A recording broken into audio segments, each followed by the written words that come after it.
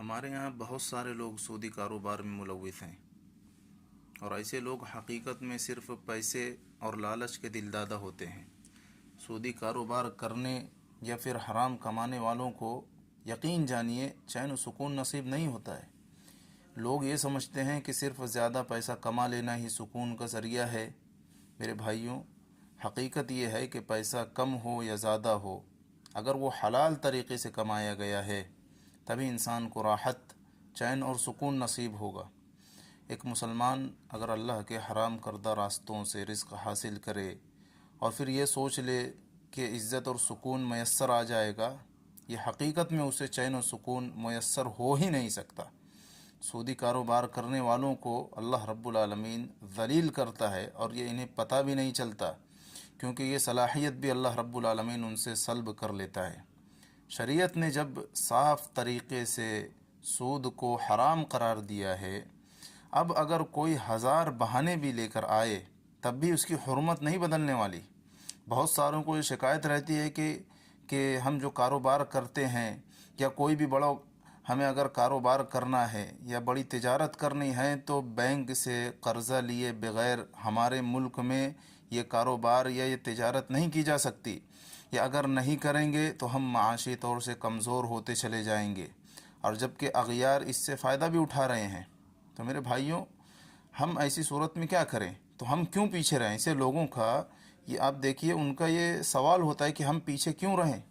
شریعت اسلامیہ نے کسی مسلمان پر واجب نہیں کیا ہے کہ وہ مالدار بن کر زندگی گزارے اور حرام راستے اختیار کرے اس مال کو کمانے کے لیے۔ اور رہی بات اغیار کی، تو ان کے پاس آپ جیسا عظیم دین نہیں ہے۔ اللہ نے آپ کو جو دین سے نوازا ہے، انسان کو اس کی قدر کرنی چاہیے اور اس دین اور اس احکامات کی پابندی کرنی چاہیے۔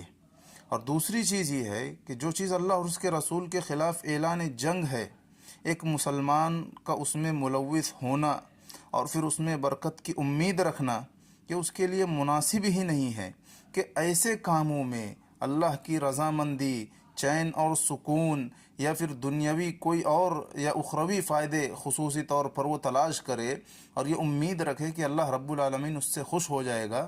یہ ایک مسلمان کے لیے مناسب نہیں ہے کہ اس طریقے کی حرکت بھی کرے، جبکہ سود کو بہرحال ہر صورت میں جو ہے وہ قرآن مجید میں بالکل یہ صاف لفظوں میں اللہ رب العالمین نے بیان فرما دیا ہے کہ یا ایھا الذین آمنوا اتقوا اللہ وذروا ما بقی من الربا، کہ ایمان والو اللہ سے ڈرو، اللہ کا تقوی اختیار کرو اور جو بھی سود باقی ہے اسے چھوڑ دو۔ یعنی ایک انسان اگر اسلام قبول کر رہا ہے، شریعت اسے یہ حکم دے رہی ہے کہ جو پچھلا باقی ہے اب وہ بھی نہیں لینا ہے، حالانکہ اس نے جو چیز یا جو بھی سودی کاروبار اس نے کیا تھا وہ اسلام سے پہلے کیا تھا۔ جب اسلام لے آ جاتا ہے، باقی رہ جاتا ہے، تو شریعت کہتی ہے وہ بھی چھوڑ دو۔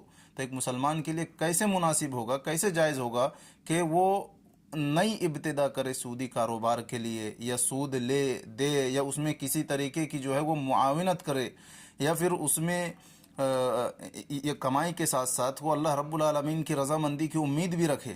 ایسے لوگوں کو اللہ رب العالمین کی رضامندی جو ہے وہ نصیب نہیں ہوتی ہے۔